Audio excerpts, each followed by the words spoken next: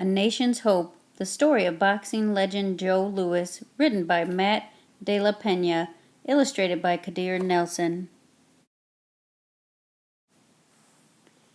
Yankee Stadium, 1938, packed crowd, buzzing and bets, bantered back and forth, the Bronx night air thick with summer. The world waits for Joe Louis to take the ring, take center stage.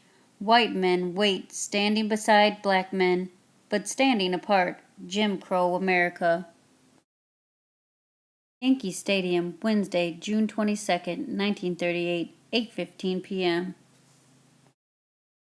All to witness the most important match in boxing history, soft-spoken Joe Louis against the one man who put him on his back.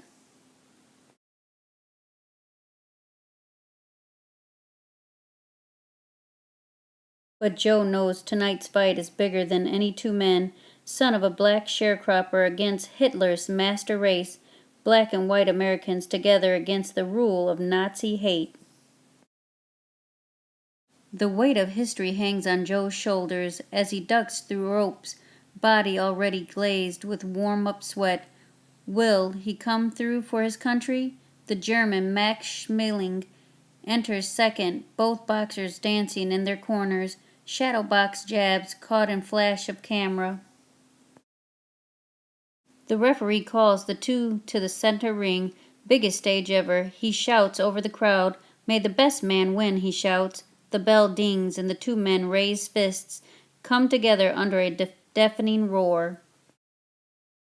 But the crowd didn't always roar for Joe Louis. He didn't speak until he was 6, and when he finally spoke he stammered and was ridiculed, words spinning just beyond Joe's grasp, and with black skin he passed through childhood in shadows, yet there was something about his hands, so big and powerful. Nights he stared down at those hands and dreamed. Joe's mom said it was music, and one morning sent him out with gathered change for a violin lesson.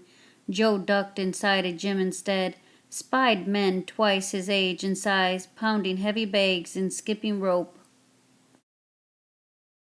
He returned day after day, slowly stepping out from shadows. First time inside a ring as an amateur, though, his opponent was a blur of fist and footwork, sent Joe toppling to the canvas 7 times. Bruised jaw and bruised ego, but Joe came back. He watched older boxers spar and listened and grew into his body. The space between ropes became home, the dance of the fight, 2 men circling, shuffling, a delicate balance, movement based on the other guy's eyes. Back then, blacks didn't win decisions, not against whites. Joe had to let his fists be the referees.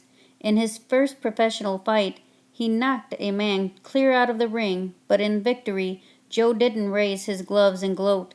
He helped opponents to their feet and shook their hands.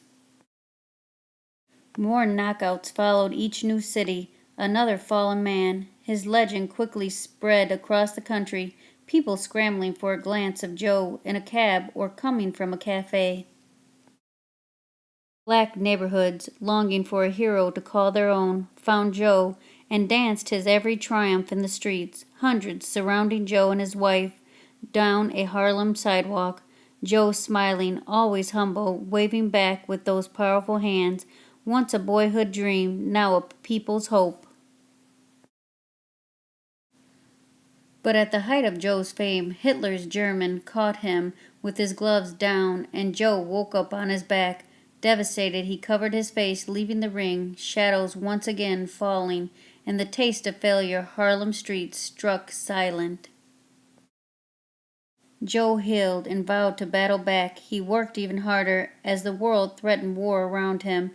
Word leaked that the Nazis were filling concentration camps in Europe, just as Joe got another shot at the German. It was now more than just blacks who needed a hero, it was all of America, and color was set aside.